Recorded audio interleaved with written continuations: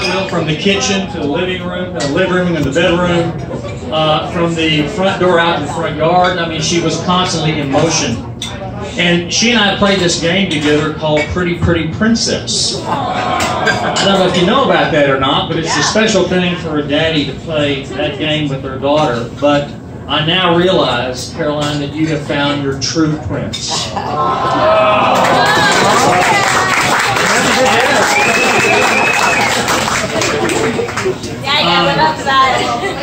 Caroline, you have a beauty of soul. You have a grace that is beyond measure. And Carol and I both know that as beautiful as you are in your heart and as graceful as you are, you will even be a more beautiful wife and a more graceful bride. I'm looking forward to that.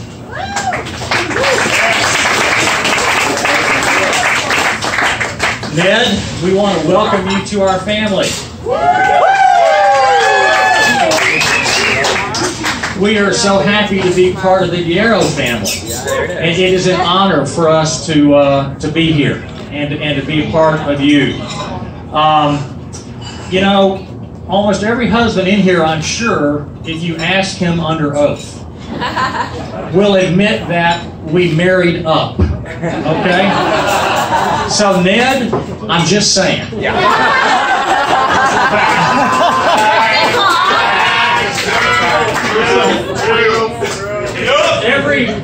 Every father that I know of at some point will say a prayer that has a daughter, and they'll think about their daughter and they'll say, Lord, if you ever give my sweet daughter a husband, we want him to be somebody that loves and protects our daughter. And someone described that as a tender warrior. And Ned, you are that man. You are that man.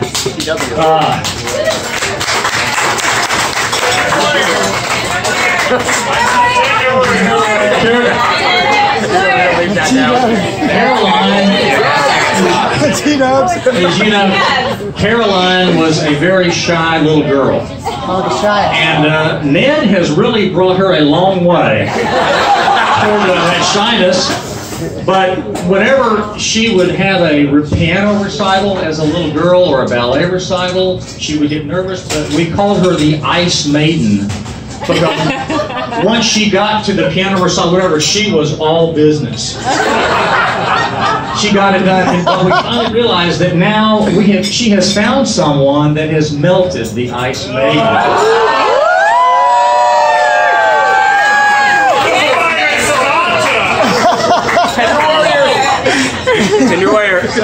Ned, if I could give you a little bit of friendly father-in-law advice,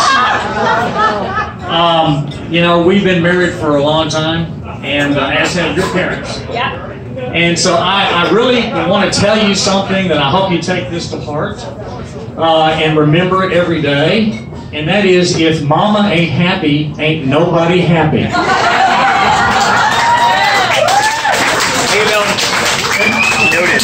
And when I got a haircut in Texas earlier this week, I couldn't believe it, but there was a bumper sticker that my barber had that says, if daddy ain't happy, ain't nobody cares.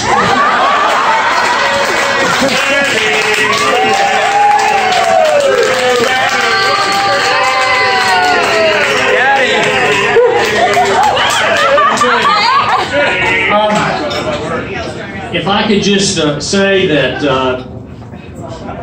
some secrets of having a successful long marriage, from our perspective, one of them that's most important is to have a sense of humor.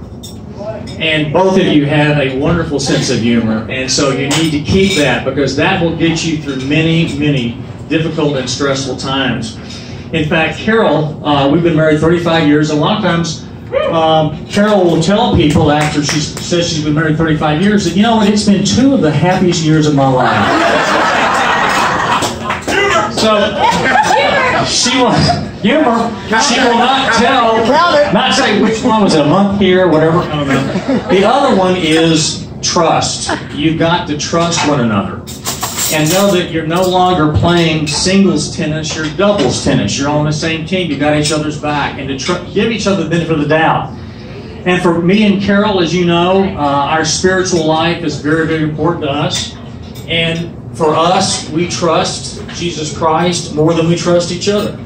And so, every once in a while, if we ever need to have a forgiveness, we might get in an argument. We look to His cross as the ultimate example of forgiveness and what we're supposed to do. And He also tells us that He came to give us life and to give it to us abundantly. And He promises that to you if you'll accept Him by faith. So, in conclusion, I would like to share with you and everyone here one of my favorite sonnets from William Shakespeare. And, you know, marriage is a marriage of your heart. It's a marriage of your soul, but it's also a marriage of your mind. And so this is what William Shakespeare had to say a long time ago. Let me not to the marriage of true minds admit impediments. For love is not love which alters when it alteration finds, or bends with the remover to remove.